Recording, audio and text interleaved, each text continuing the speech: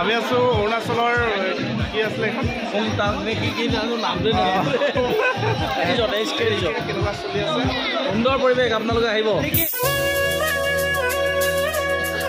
নমস্কাৰ, অৰুণাচল আহিছোঁ আৰু এই অৰুণাচলৰ পৰাই ভিডিঅ'টো আৰম্ভ কৰিছোঁ। এয়া দেখিছে অৰুণাচলত প্ৰৱেশ কৰিবলৈ হ'লে এখন পাছ লাগে। পাছখন মই ইতিমধ্যে প্ৰস্তুত কৰিছোঁ আৰু এই পাছখন বনাবলৈ আপোনালোকক বিশেষ একো দৰকাৰ নহয়, অকল আধাৰ কাৰ্ড আনিলেই হ'ল। আধাৰ কাৰ্ডৰ জেৰক্স কপি দিব লাগে। আৰু এই যে গাড়ীবিলাক দেখিছে এইবিলাক পাছৰ কাৰণে ৰৈ আছে, বহুত ভিৰ হৈ আছে। আমাৰ সৌভাগ্যক্ৰমে পাছখন হ'ল আৰু সেয়ে আমি অৰুণাচলত প্ৰৱেশ কৰিব লৈছোঁ। আৰু অৰুণাচলৰ ক'ত ক'ত যাম আপোনালোকক দেখুৱাম। প্ৰথমে গল্ডেন পাগোডা যাম, তাৰপিছত টুংটাও ৰিজৰ্ট। এয়া মানুহবোৰ দেখিছে নহয়, পাছৰ কাৰণে লাইন লাগি আছে। আপোনালোকে অৰুণাচলৰ টুংটাও ৰিজৰ্ট বা গল্ডেন পাগোডালৈ আহিলে ক'ত ক'ত যাব লাগিব বা কোনফালে যাব লাগিব গোটেই ডিটেইলছখিনি দেখুৱাম, যাতে আপোনালোকে আহিলে অসুবিধা নহয়। গতিকে চাই থাকক ভিডিঅ'টো। আহক এতিয়া আমি অৰুণাচলত প্ৰৱেশ কৰোঁ।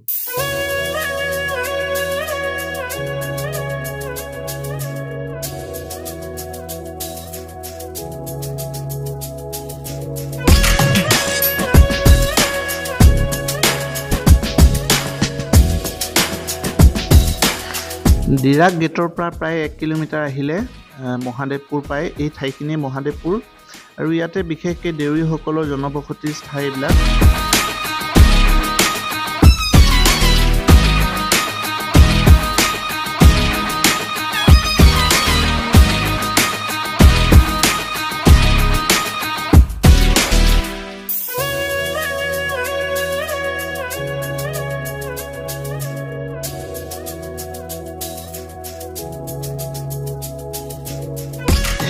এইদৰে ডিৰাগ গেটৰ পৰা প্ৰায় 29 কিলোমিটাৰ আহিলে আপুনি টেঙাপানী পাব আৰু সেই টেঙাপানী ঠাইখিনিতে গল্ডেন পাগোডা অৱস্থিত। এয়া দেখিলে আমি ইতিমধ্যে আধা ঘণ্টা বাদ অৰ্থাৎ 29 কিলোমিটাৰ আহিলে প্ৰায় আপোনাৰ এই যি টেঙাপানী অঞ্চলটো পায়, ইয়াতে আমি গল্ডেন পাগোডা পাম। লেফ্ট চাইডে গল্ডেন পাগোডা আছে। এতিয়া আমি সোমাই আহিছোঁ।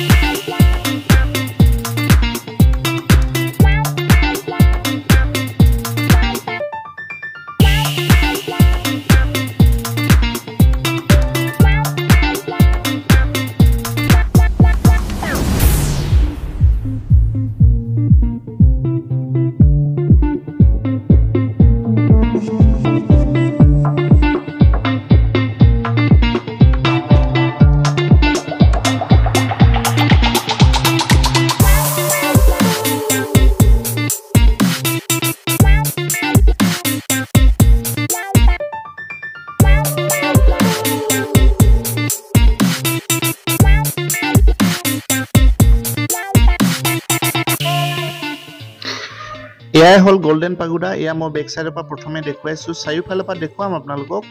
নামচাইত অৱস্থিত এয়াই হ'ল গল্ডেন পাগোডা আৰু পৰিষ্কাৰ পৰিচ্ছন্নতাৰ অন্যতম এক নিদৰ্শন। এয়া দেখিছে আপোনালোকে কিমান পৰিষ্কাৰকৈ ৰখা হৈছে।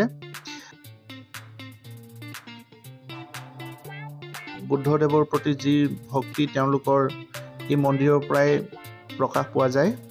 আৰু এই গল্ডেন পাগোডাকে কংমুখাম বুলিও কোৱা হয়, টাই খামতিৰ ভাষাত কংমুখাম বুলি কোৱা হয়। আৰু এইটো বাৰ্মিজ ষ্টাইলত বনোৱা এটা বুদ্ধিষ্ট টেম্পল হয় আৰু এইটো 2010 চনত প্ৰথম অপেন কৰা হয়। এইটো মই আন এটা ছাইডৰ পৰা দেখুৱাইছোঁ, যিটো ছাইড আপোনালোকে প্ৰথম সোমাই আহিয়ে দেখিব, কিন্তু ইয়াৰ ৰাইট ছাইডেহে প্ৰকৃতৰ ফ্ৰণ্ট ভিউটো আছে। মই ৰাইট ছাইডৰ পৰা দেখুৱাম আপোনালোকক। এটা সুন্দৰ নিদৰ্শন, য'ত যি মন্দিৰত আপোনালোকে প্ৰৱেশ কৰাৰ লগে লগে মনত এটা ভক্তিভাৱ আপোনা আপুনি জাগৃত হ'ব। এয়া হ'ল ফ্ৰণ্ট ছাইডটো দেখিছে, খুব সুন্দৰকৈ ৰখা হৈছে আৰু এটা নিৰ্মল পৰিৱেশৰ মাজত এইদৰেই বুদ্ধদেৱে গোটেই জীৱনটো বোধিবৃক্ষৰ তলত বহি তেওঁৰ অনুগামীসকলক পাঠ দিছিল, শিক্ষা দিছিল, দীক্ষা দিছিল আৰু তেওঁ নিজেও নিজৰ ৰাজকীয় জীৱন ত্যাগ দি গোটেই জীৱন সন্ন্যাসীভাৱে পাৰ কৰি দিছিল। সেয়েহে মানুহৰ ভগৱান বুদ্ধৰ প্ৰতি ভক্তিভাৱ বেছি। আৰু এয়া হ'ল একেবাৰে বেক ভিউটো। চাৰিওফালৰ পৰা মন্দিৰটো দেখিবলৈ একেই, চাৰিমুখীয়া।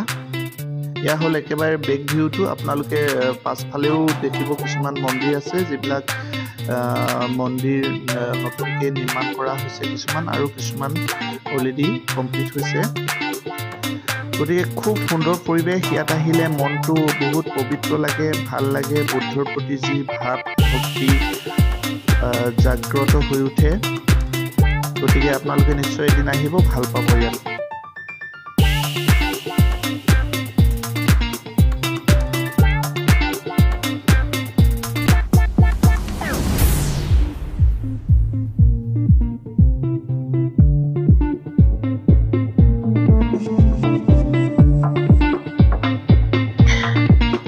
একাপ চাহ খালোঁ গাড়ীতে। এয়া মিঠাইটো আপোনালোকক দেখুৱাইছোঁ। মিঠাই নামটো কি নাজানো, কিন্তু খুব টেষ্ট লাগিলে খাই।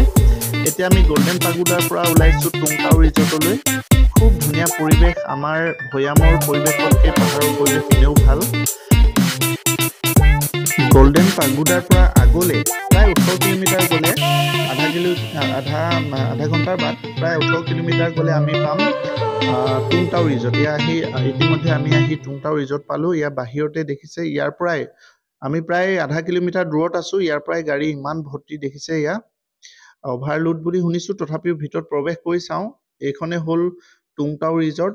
নামটো যথেষ্ট বিখ্যাত, কিন্তু ইয়াত এতিয়া কি ধৰণৰ পৰিৱেশ আছে আপোনালোকক দেখুৱাম। বাহিৰতে যথেষ্ট মানুহ হৈছে, তথাপিও ভিতৰত এবাৰ গৈ চাওঁগৈ কি হয়।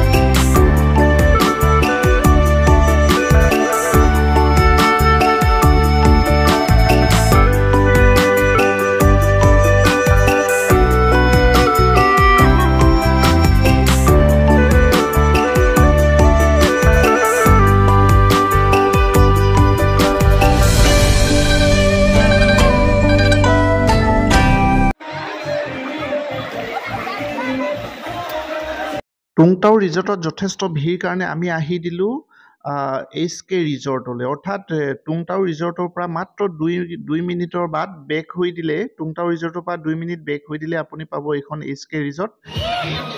এই বন্ধু বহুত নম্বৰত লগ পালোঁ, ভাল লাগিলে আৰু আমি এনেকৈ পৰিৱেশটো এনজয় কৰি আছোঁ। আমি ক'ত আছোঁ এতিয়া? চাই থাকিব, চাই থাকক। আমি আছোঁ অৰুণাচলৰ কি আছিলে এখন তাত নে কি জানো নামটো বহুত নম্বৰ লগ পালোঁ লগ পালোঁ ইয়াতে লগ পালোঁ ইয়াতে হঠাৎ ভাল লাগিলে লগ পাই আৰু এনজয় কৰিছোঁ ইয়াত দেখিছে আপোনালোকে কেনেকুৱা চলি আছে সুন্দৰ পৰিৱেশ আপোনালোকে আহিব এইবোৰ চলি আছে বঢ়িয়া বঢ়িয়া